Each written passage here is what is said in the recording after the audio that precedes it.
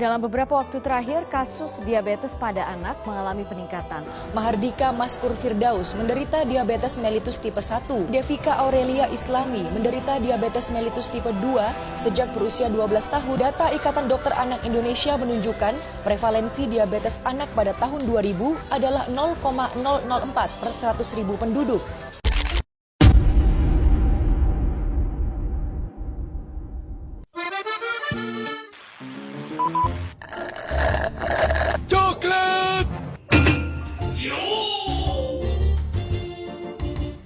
Siapa yang gak suka makanan bergula? Rasanya manis, bikin hati gembira. Mungkin kita udah sering dengar soal penyakit yang mengintai, gula dari tubuh yang makin melar sampai diabetes. Tapi emang seberapa bahaya gula sebenarnya? Apakah lebih bahaya daripada rokok?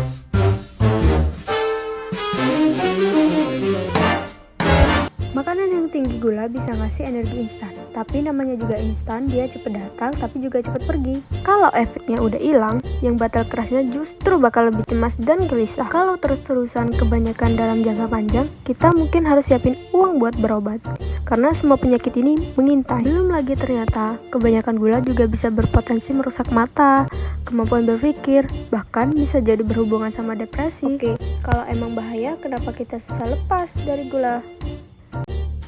Soalnya, si gula-gula emang bisa ngegoda hadirnya hormon-hormon bahagia.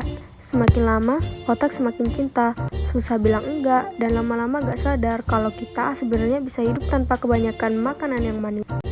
Ya, itu kata kuncinya, kebanyakan.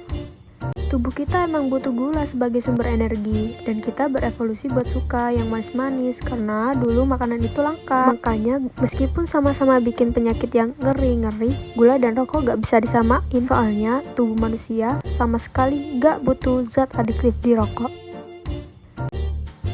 Tapi selain itu, sebenarnya ada alasan lain kenapa kita susah lepas dari gula. Ya, makanan dan minuman yang bergula tinggi itu bisa ditemuin dengan gampang. Harganya juga murah dan belum ada peraturan yang ngatur soal batas kandungan gula dalam berbagai makanan dan minuman yang dijual ini. Di sisi lain, diabetes semakin banyak ditemuin di anak-anak Indonesia.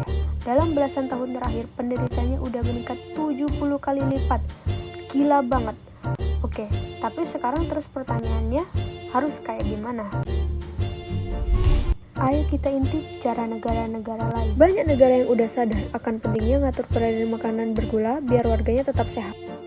Misal kayak di negara tetangga kita ini yang bikin ranking makanan manis termasuk yang dijual di restoran. Kita jadi nggak perlu repot-repot baca kandungan di belakang kemasan siwar karena tulisannya nggak kelihatan. Mereka juga ngelarang iklan minuman yang kandungan gulanya tinggi banget. Ya, jadi bikin nggak ngiler lagi pas nonton TV.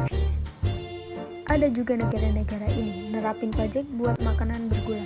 Dan katanya Indonesia juga bakal segera nerapin. Ya, berbagai kebijakan harapan itu memang ada. Negara ini berhasil nurunin angka penyakit akibat gula dengan cara ngasih label peringatan, pembatasan iklan, dan ngelarang penjualan makanan dan minuman manis kemasan di lingkungan sekolah.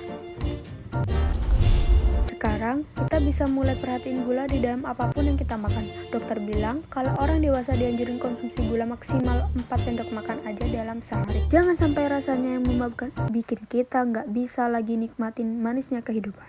Dan seperti biasa, terima kasih.